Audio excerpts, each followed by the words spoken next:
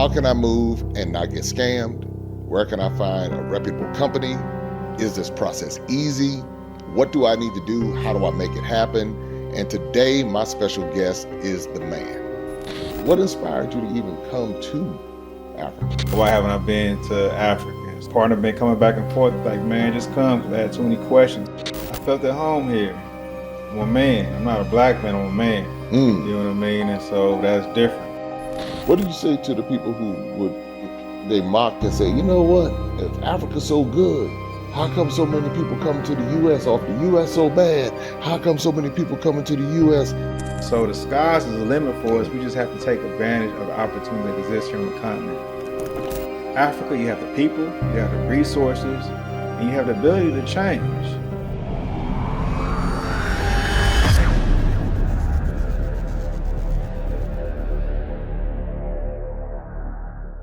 What's happening, everybody? This is Jay here from Maximum Impact with Jay Cameron, and I'm here to answer so many of your questions about moving to Ghana, real estate in Ghana, and we're diving deep into this because as a result of all of my travels and just so many comments that I get in the feed, or whether it's an email or a DM, people are wondering, how can I move to Ghana? How can I move and not get scammed? Where can I find a reputable company? Is this process easy? What do I need to do? How do I make it happen? And today, my special guest is the man, Mr. Dre Taylor of The Beyond Investments. And man, you are here doing the daggone thing. I mean, I'm working. Yeah, you're working.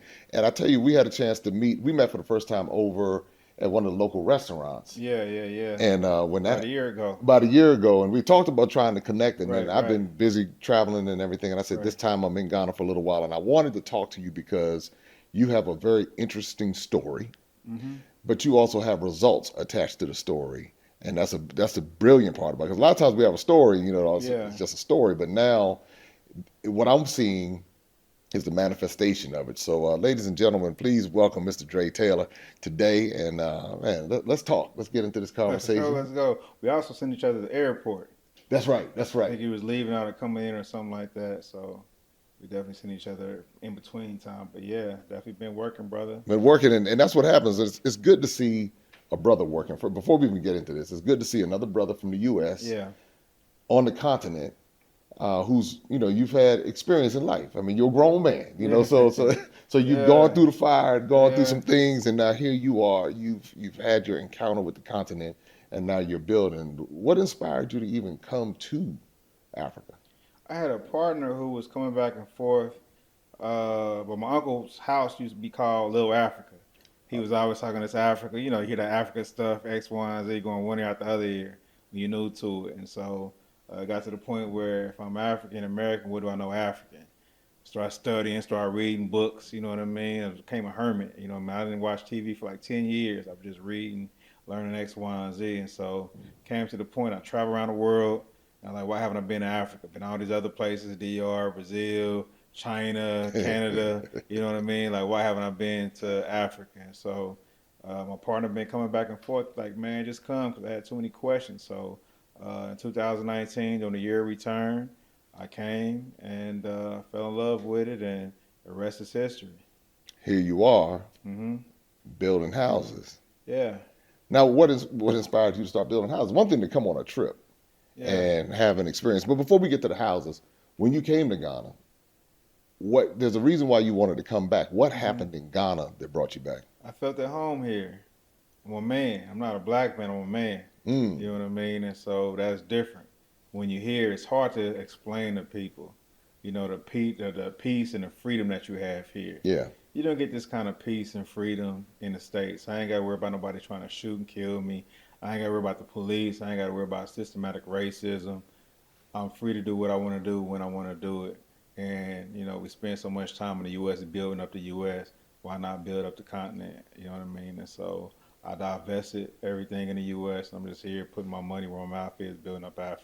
Now, the thing is, when we were growing up, they would always say them Africans don't like you. They don't want you to come over there. They're going to take your organs and all kind of things. I ask people all the time, in what language, what culture are you speaking of?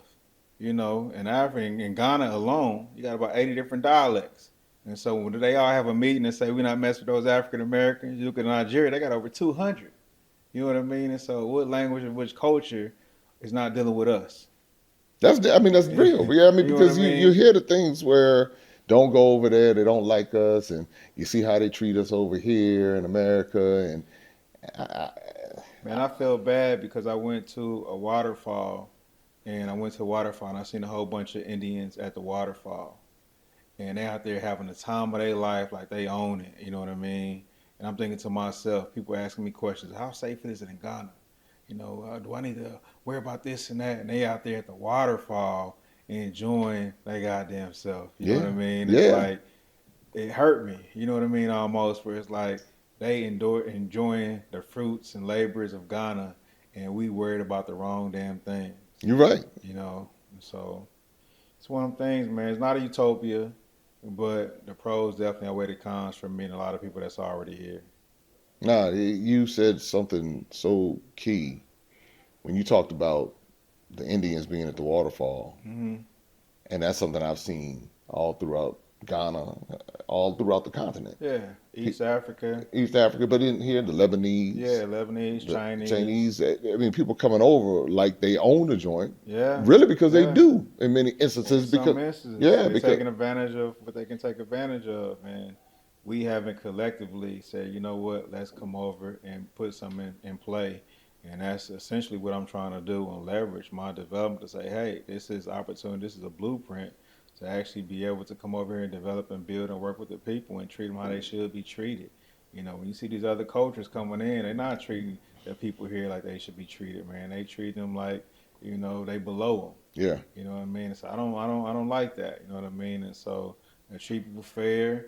I got like 50 people out there working right now, getting off work, and it's like you treat them good, they're gonna treat you good. You know what I mean? You're helping the community out, X, Y, and Z. And so as long as you can make a positive footprint here, everything will work out hopefully in your favor.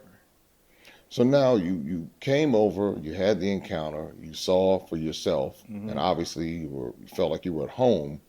How did you get into real estate development? Because it's one thing to feel like you're home, it's another thing Yeah, to start building yeah, homes. yeah.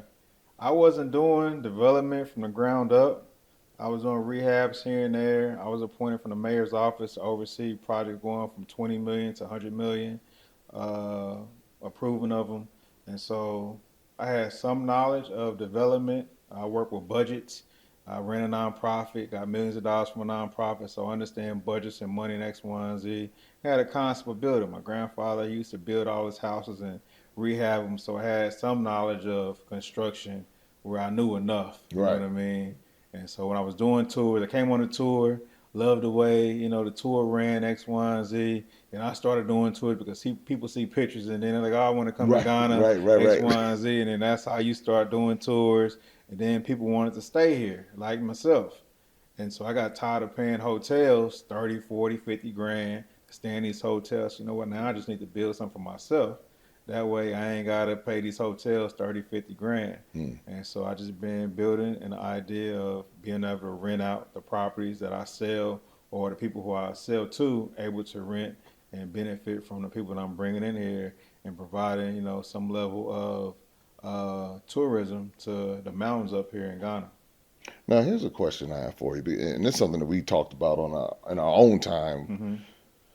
When it comes to people hearing about investing Right. in real estate in Ghana, the first thing that many of us will hear is talk about a scam. Yeah. People getting scammed. And I know people have gotten scammed. How about Yeah. I've gotten scammed? Yeah. I've I've heard of gotten people as scammed. well. Yeah. Right. And so my concern has always been finding someone who's reputable, someone who I can trust, and someone who has results. So when I came out and I saw what you were building, and I said, wow. I said, it's not, some people come to you with a blueprint or a Hmm. rendering, and they say, okay, Yeah. this is what we're going to do. Give me Yeah. 50 grand, and then we'll come to you 5 years later with a hope, a wish, and a dream. Yeah. But you had structures that were going up and completed. Right. And I said, wait a minute. I said, this right here has already spoken volumes because they're results, and you've already delivered. So how do you either encourage people to avoid the scams, and then what do you offer that's different where someone would feel comfortable going with you, helping them with the project, versus going with, someone who just threw up a sign on the side of the road and said, come, we got these new, condos going up or homes? I think part of it for me was I had a good reputation back home. People can see me via social media and say, okay, we see this brother mentoring. He got a fruit orchard where he's feeding people free in the community, X, Y, and Z. And so that's basically was my calling card. You know what I mean? My character was my card of doing good business. And so people entrusted in me. They seen all the stuff I was doing online. I was like, you know what? We feel we can trust this brother. People still skeptical, you know what I mean? They think Yeah. it's a scam. Africa's a long place to send some money to. And so luckily people, believed in what I was doing here and just showcased it on social media, even when we started making bricks. The lady Shonda who bought the property that we sitting in, I didn't know her, but she lives 3 blocks away from where I worked at in Kansas City, Missouri. And she came here, seen we was making these blocks on a property. Actually, we were standing at where we sitting at where we was making the blocks at. Just nothing but a pile of blocks. And so she believed in the vision, and now she have a finished product. You know what I mean? And so when people are able to see you come through and finish what you say you was gonna do, that helps out a lot. It just, it's not easy. Everybody be doing it, but it's work like anything else. You know what I mean? You just got to do your due diligence. It's not like real estate in the States. You got to do a lot more than what people expect to do when you build it here. Well, let's talk about that a little bit because with my groups, they come over and the first thing they Mm-hmm. say is, Jay, how do I get involved in real estate in Ghana? I want to buy some land. Yeah. And I see what I can do. And the mindset is automatically U.S. Yeah. This is how we do it in the U.S. And Yeah. I say, pump the brakes a little bit. You have to. It's a little different over here. But if you're patient and if you're willing to go through the due diligence process, then you can come up with something really nice. When you hear people say that, oh, I just want to get into real estate and I want to and you see the excitement and the naivete that really comes with it. Yeah. How do you encourage them? Encouraging myself, it can happen. It just have to be patient. Ghana will teach you patience whether you like it or not. You know what I mean? Nothing happens fast in Ghana. If it does, it's a red flag.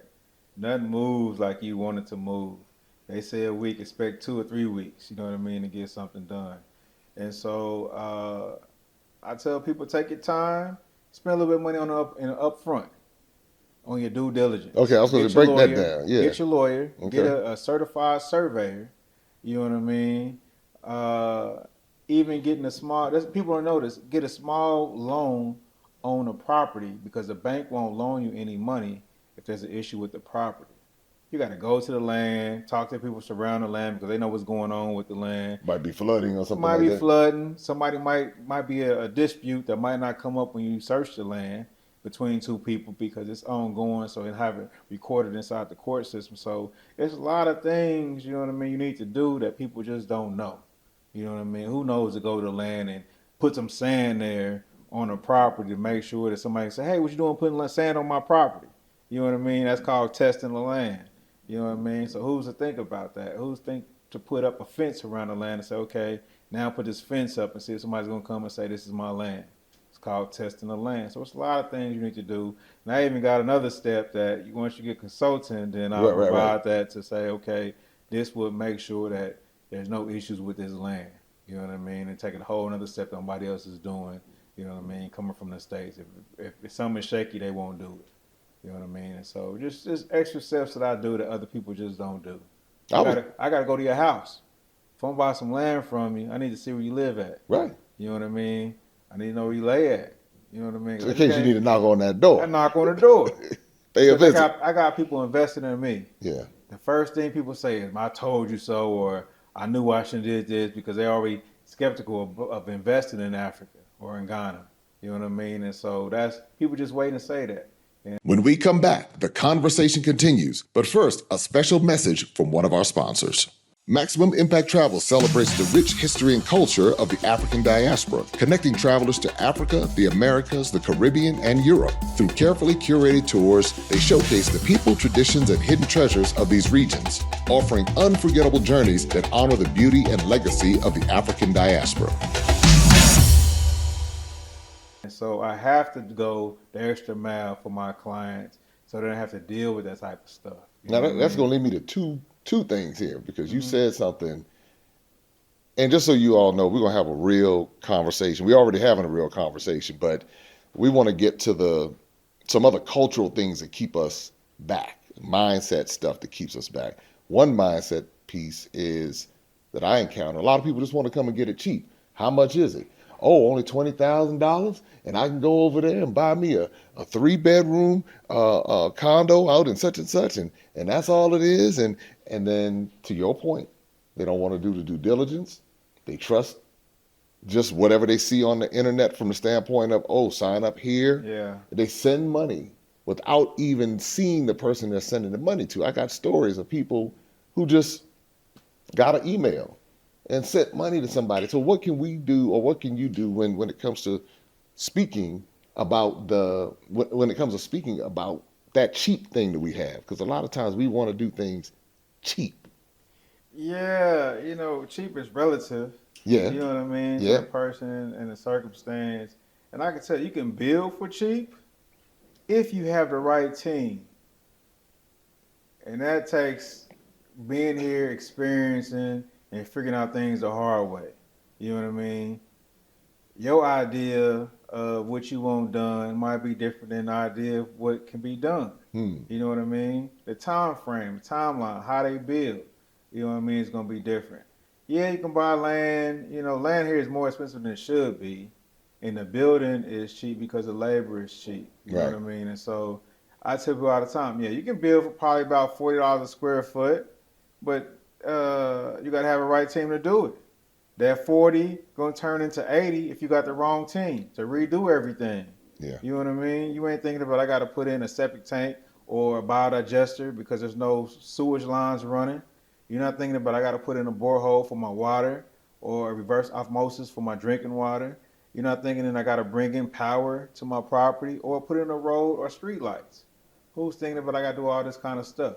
You're just looking at the land portion of it. You're not looking at all those other things you have to do. You're not looking at the team you got to put in place to build what you want to build. You're not looking at the materials and where you have to get these materials from to build what you want to build. You don't know what you don't know. You can be doing real estate all day long in the States, but if you don't got nobody here you can trust, what good is it going to do you? You know what I mean? You can't be in the U.S. and in Ghana and expect your building's going to be built.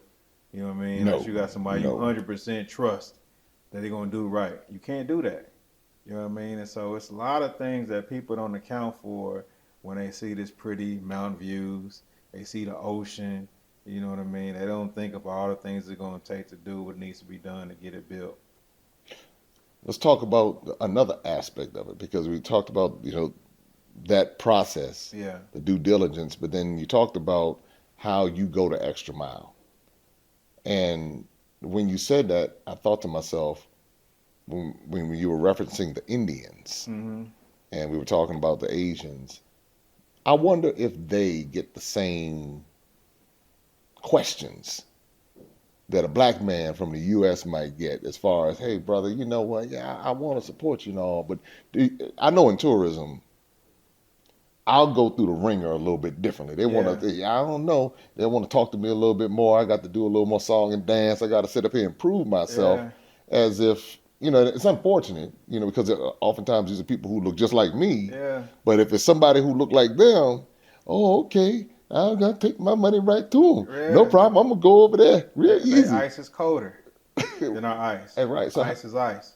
So what have you had I don't want to say song and dance, but that's the lack of better terms. Have you found yourself having to go the extra mile to show people that you are who you say you are? You got results, so that's kind of but even still, you ain't got Yeah, the people results. were just skeptical all along with sending money to Africa. So You know what I Africa is the mean? thing. Okay. Africa is a thing to send a large sum of money to a person you never met. Now, I have people who send money sight unseen, never been to Africa, never been to Ghana, just like what I'm doing. They just send me 90,000 without seeing anything. And luckily for them, I'm a guy of character where 90,000 ain't enough for me to run off. Right, right, You know what I mean? If I wanted to run off, I'd have run off in the States with the nonprofit money. right. You know what I mean? Be like, shoot, I get this couple That's small, million. right? Yeah, Right. a couple million. You never find me again up in the Right. mountains. But, I try to treat people right, man. I feel if my grandmother was to move over here, I want them to be comfortable. If somebody else is a grandmother, to make sure I'm looking after. I have a lady, she's in her 70s, moving in with her daughter. I got to make sure everything's comfortable for her. You know what I mean? I got to go the extra step, make sure that what I'm saying I'm going to build, I'm going to do. You know what I mean? Got it. Hold me to it. You know what I mean? This is a small, semi-small development. You know what I mean? I ain't building a whole 10 acres of properties. Not You know yet. what I mean? It's coming. It's coming. Yeah, but I want to make sure I do right by people. You know what I mean? And so whatever issue that arises, I can help accommodate the people that's, patronizing me. I can go the extra mile for them because they trusted me. So I got to do whatever it's going to take to make sure they're all right. It's good to hear that because when it comes to one traveling the world, Mm-hmm. and I come back to black men, we do travel, Yeah. but Not at the speed that we should be. There you go. There you go. That's just what I was about to say. And there's so much potential and opportunity out here, and you've been Right. able to tap into it. That's why another reason why I wanted to talk to you to speak to our brothers, Yeah. because a lot of us are. I call it the American plantation. We're still on the plantation Yeah. because we're afraid, Yeah. or we don't know, Yeah. or we don't see somebody who speaks our language and can articulate it in a way that eases us enough to say it's okay to get on a plane, brother. It's okay Yeah. to see the world as something else. There's more to life than the United States of America. A lot of nice things in the U.S., but there's more to life. What Right. what could you say to those brothers that are kind of like, man, I don't know, I'm just gonna stay right here, on the block? And it goes earlier than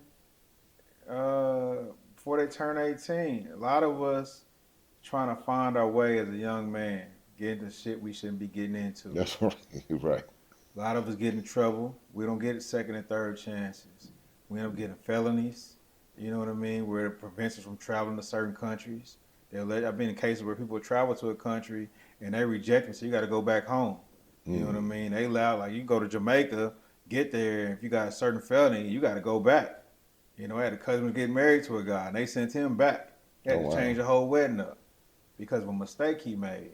We not thinking 5, 10, 15 years down the road that what I'm doing now might prevent me from traveling. Child support. I'd be able to travel with child support. You know what I mean? So that we have issues that prevent us from traveling. Other issues, we ain't got our shit together. All right, break that down. A lot of women, you do tours, a lot more than I do. 80% of your tour goers are women. Yes. They travel in groups 5, 10, 20. Sure. They entrepreneurs, they buying land in Ghana, DR, Mexico, Bali. They got their shit together. You know what I mean? It's the only culture, I think, where women are head of the household in the U.S., black women. You know what I mean? We have to think about that. Of course, it's engineered that way. You know what I mean? Yes. We have to look and say, okay, we need to get our act together. You know what I mean? We have a lot of opportunities around the world that we can capitalize on. The U.S. is the only one. So you talk about black women being the household, heads of households. Heads of the household. We think we're the only culture where black women are head of the household. And so it's a whole dynamic shift where now they ain't got to wait for their husband to take them on a vacation. They ain't got to be waiting to be flued out. They taking their own vacations. They living their best damn life. They're down in Jamaica getting a little booty rub with the coconut cream on them. You know what I mean? They got something here. Put the fat on there. Yeah. They in Bali with the flowers and all that stuff in the pool. They living their best life, man. Like I said beforehand, they had to wait for their husband to go or X, Y, and Z, and now they're able to make moves and travel, and they find a love abroad because we're in a worldwide market of eligible people. You got a passport. Now you can date outside of your country. You know what I mean? Nowadays, you know what I mean? And so that's another aspect. But so brothers missing out, in other words. Yeah, they missing out. Just to expand your horizons. Nothing wrong with that. There's opportunities exist everywhere in the world where you don't have to deal with the racism, being a low man on a totem pole, waiting for your 40 acres and a mule, waiting for the reparations, all that stuff. I can't wait, brother. You know what I mean? So you came back and got some reparations. Yeah, this is part of my reparation package. You know what I mean? People think that Africa or Ghana owe us something. They don't owe us nothing. You know what I mean?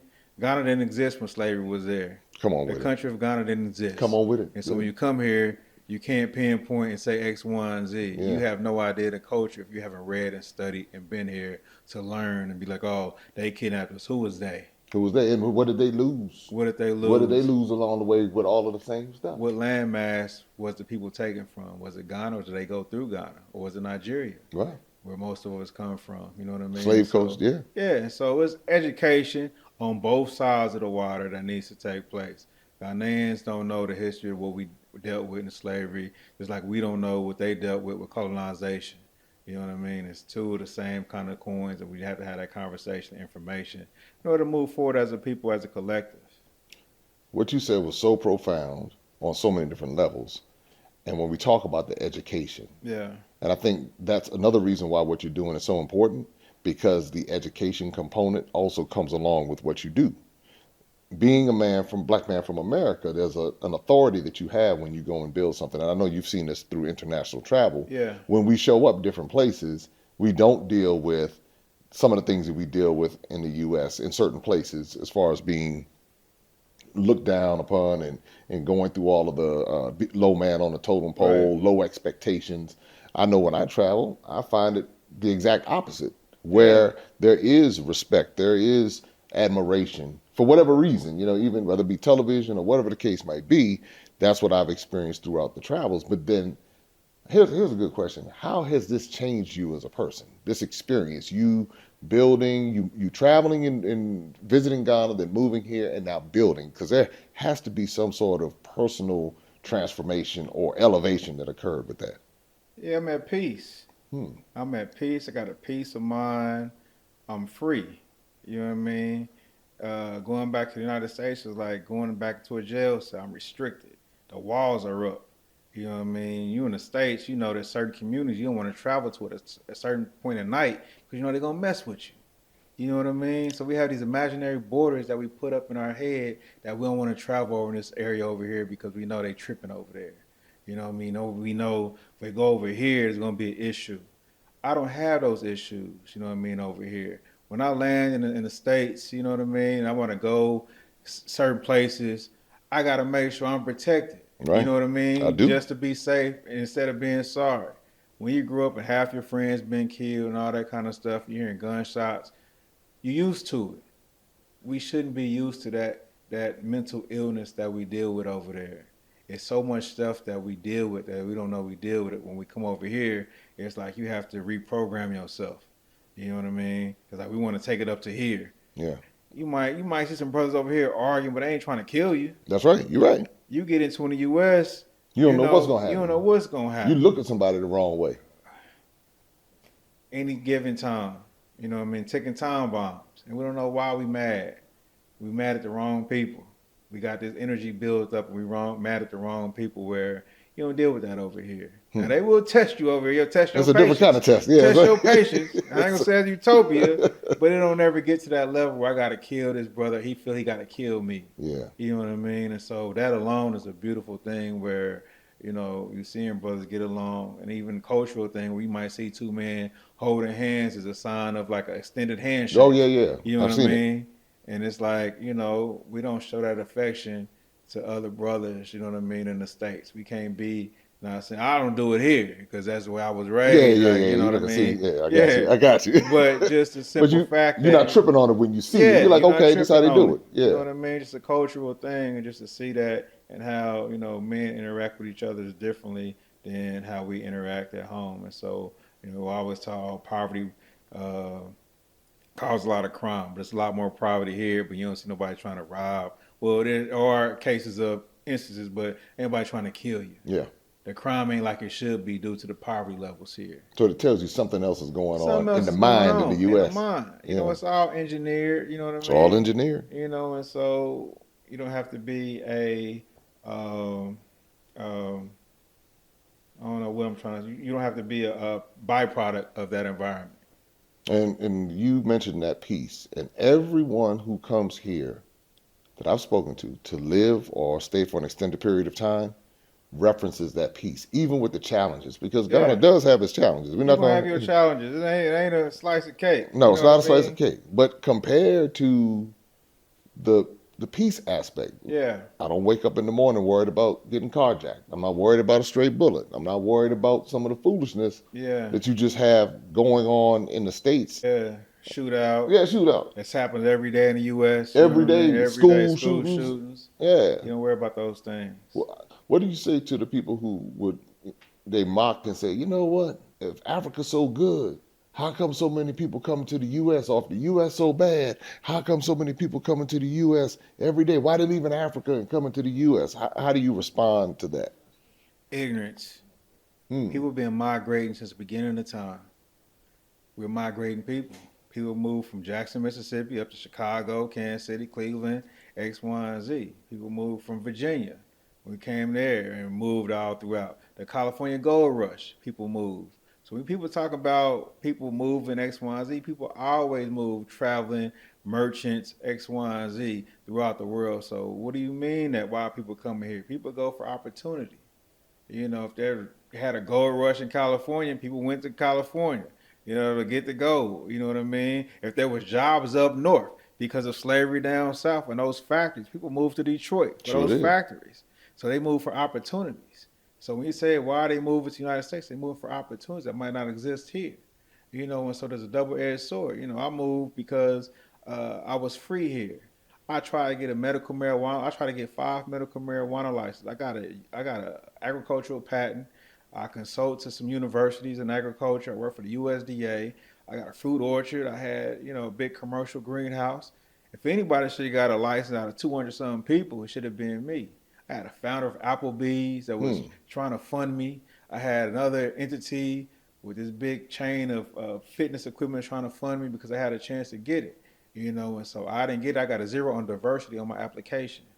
How do I get a 0 on diversity on my application?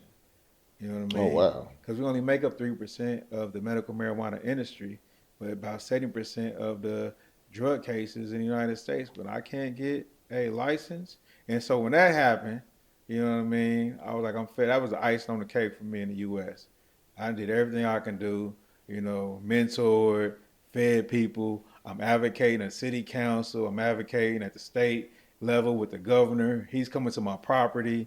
And it was like, I done all I can do in the United States. There's a ceiling there for a lot of us. There's no ceiling here. There's no ceiling.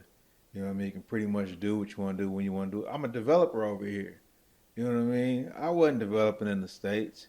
And I'm building something, you know, on a level where the same room we in, 7 million people watch views on YouTube, you know what I mean, or on Instagram, seeing this property.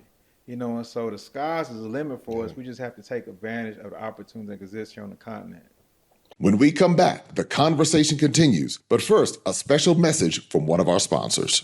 Join Darren and Destiny, twin explorers, on an epic journey across the African diaspora. From Ghana to Tanzania, Ethiopia, Brazil, and beyond. Their adventures uncover the beauty, history, and culture of these countries, changing the way children see the world. Dive into the adventures of Darren and Destiny now. What you said was so powerful, because I know there's a brother watching or a sister watching, Yeah. and they have given up on, or they're at their wits' end.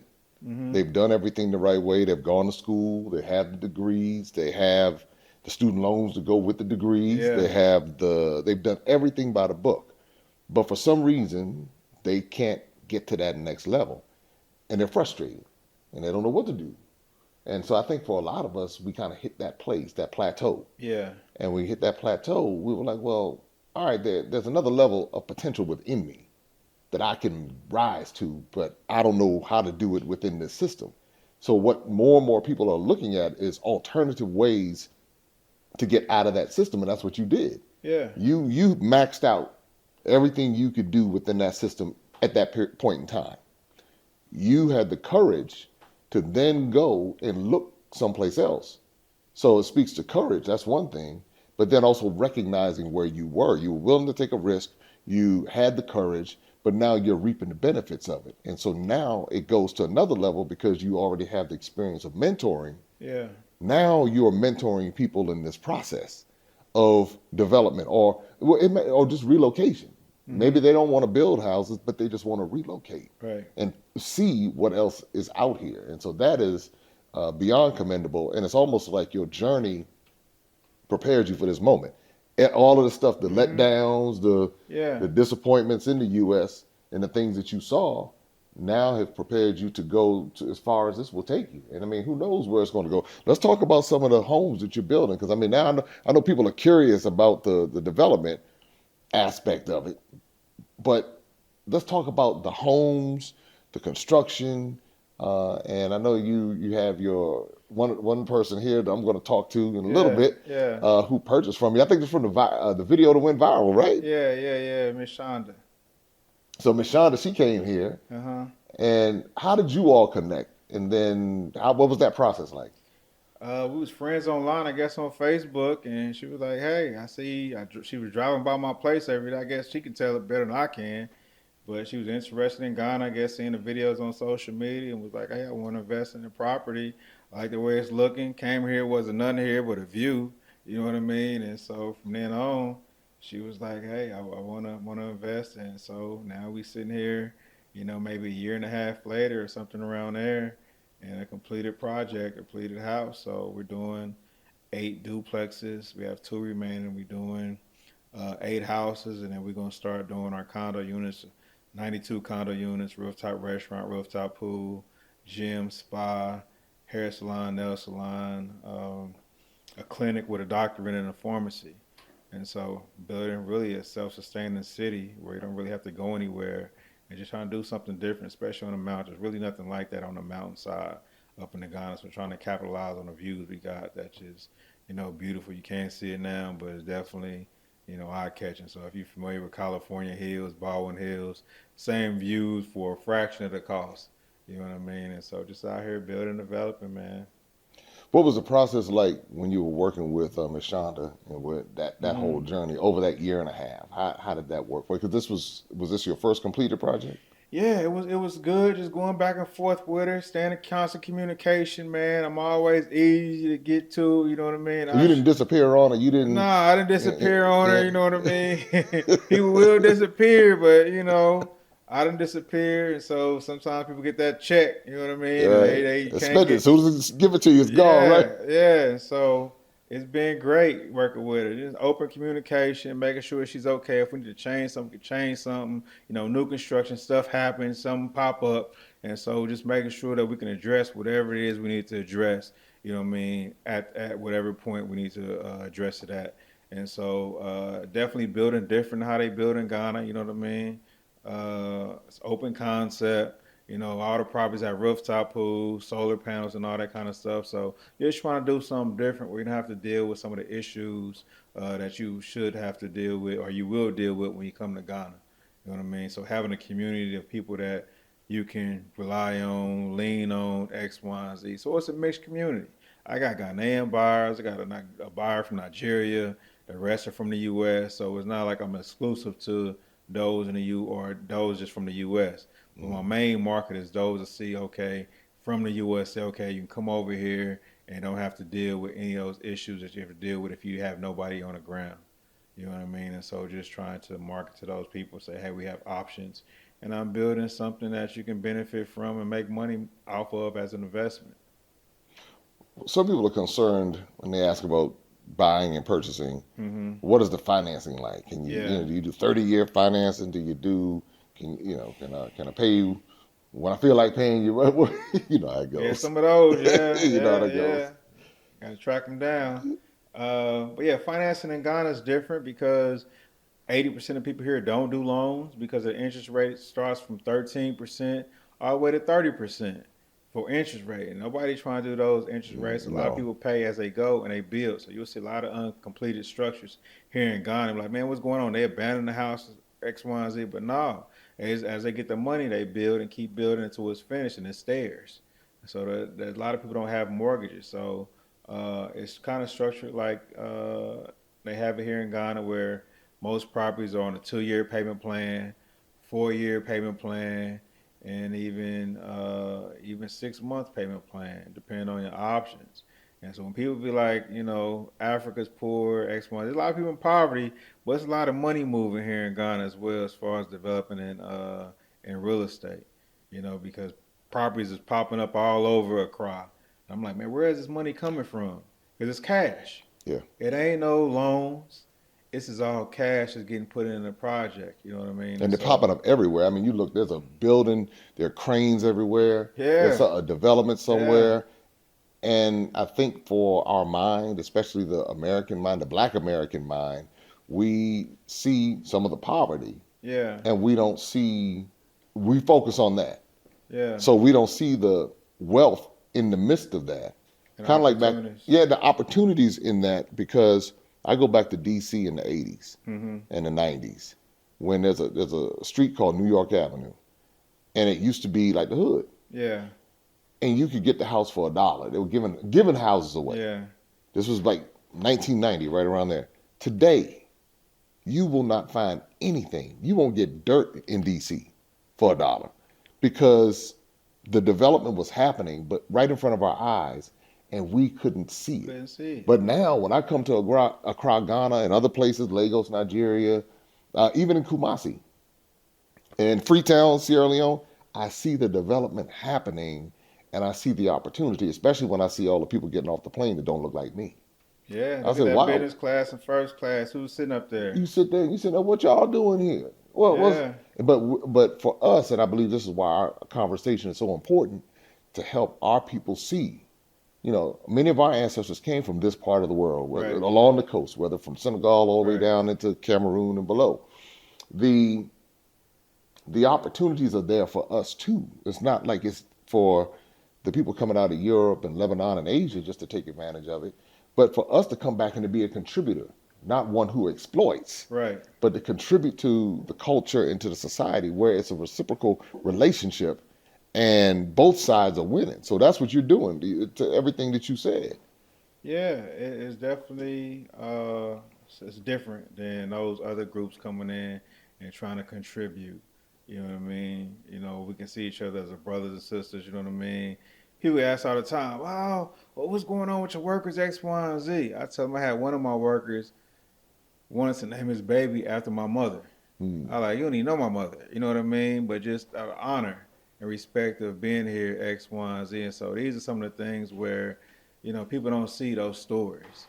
I had a lady who was coming to the property and she was selling food, her and about 5 or 6 other ladies. She passed. I didn't know her, but she passed. And, I came to her funeral with my team here because they was buying from her. Went to the funeral. They asked me to speak at the funeral because I was essentially her employer because she came here to work, even though I wasn't directly employing her. And I donated money, and they asked me, was it okay to take the body off in their funeral, just the respect they had for me as a family. You know what I mean? So these are some instances where we don't understand how we can play a part and be a part of the communities and do what we can do by bringing the resources we can from the States over here and building up Africa or building up Ghana. You know what I mean? Because we're not seeing a return in the U.S. that we should be receiving. That taxation without representation, where we still only own less than half of 1%, as we did in 1865 when we was free, to now in 2024. We still only own one half of 1% of the wealth. How long is it going to take for us to get our fair share for the energy? We're not going to get it. We can pray, we can march, we can sing, we can vote. How long do we have to wait? I got tired of waiting, brother. My reparations over here. You know what I mean? I'm over here living my best life. You know what I mean? I couldn't imagine living like I'm living, like in the States. I couldn't do that. I can't go back there. I just can't do it. I'm here at peace and trying to show others how to come over here and be at peace and live your best life.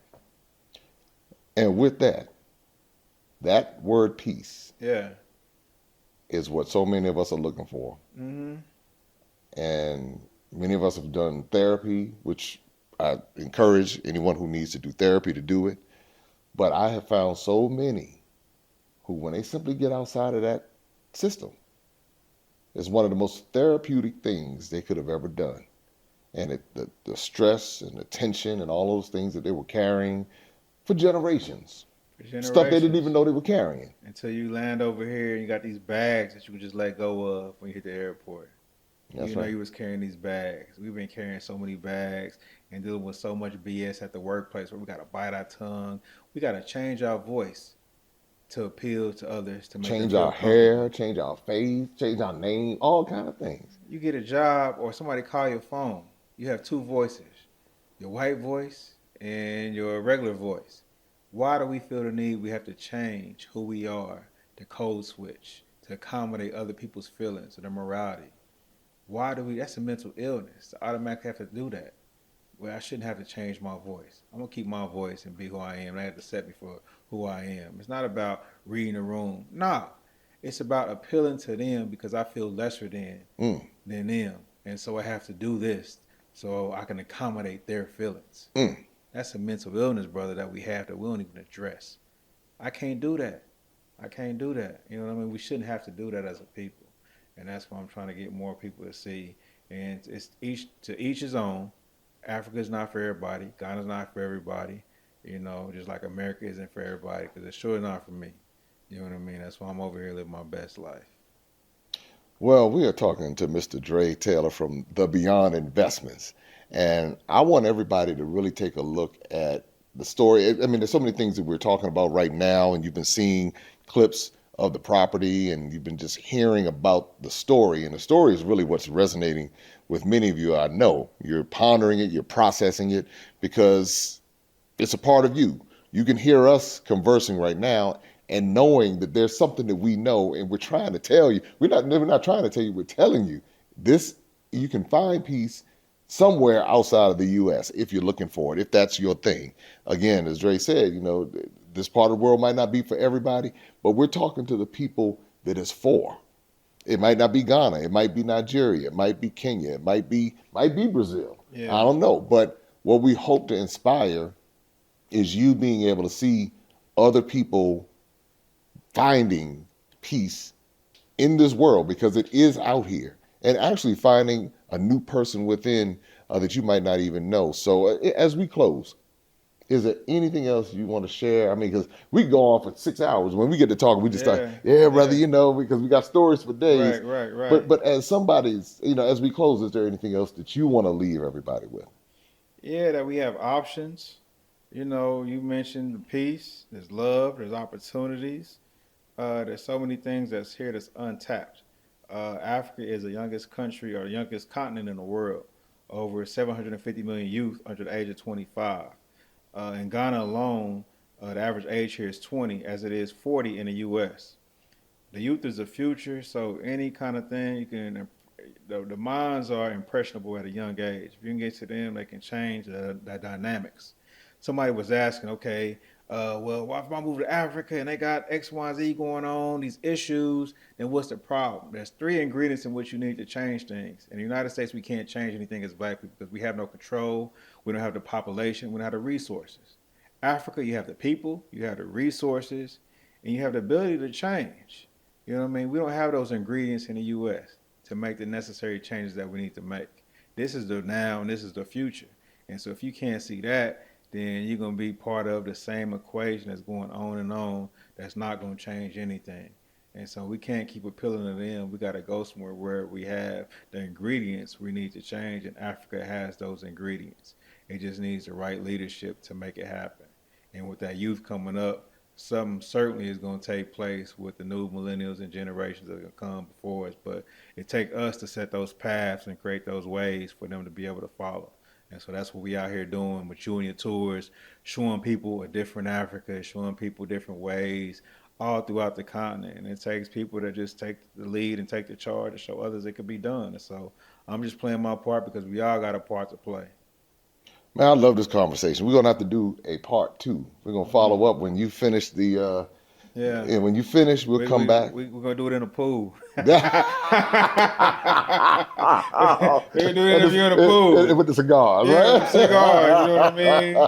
Some nice pineapple juice with a drink in there, you know. People feeding some grapes on the side, you know. And that's the kind of living you can live, you know what I mean? Yeah, I've been peeping your videos, man. I see what's going on. Oh, man. Well, look, be sure to check out the link below in the description. I'm here talking to Dre Taylor from the Beyond Investments, and I want you to check out what he's doing. And if you have questions, you can reach out to him and his team, and you'll be able to see for yourself. I always encourage people to see for themselves. I mean, of course, you've seen all the shots that we have in the clips of the construction, but now I want you to take that opportunity and see for yourself. So check out the link below, and be sure to subscribe, like, and share. You can follow Dre. How can they follow you on IG? Yeah, Dre Taylor 51. Dre Taylor 51 Yeah. on IG. Are you on any other platforms? Yeah, Facebook, Dre Taylor, Instagram, YouTube, Dre Taylor 51. I don't do as much YouTube as I should be. Okay, But I'm on there a little bit here Little and there. something. Yeah. Yeah, look for the brother dancing, dancing, and then check it with the cigar. Grooving. There you go, grooving. Kansas City two-step groove. Yeah, little groove. So, and check him out with the cigar. Were you in the pool with that? Think so. You think you're in the pool? Okay. Yeah. All right, y'all. Make sure you like, subscribe, and share. We'll see you next time.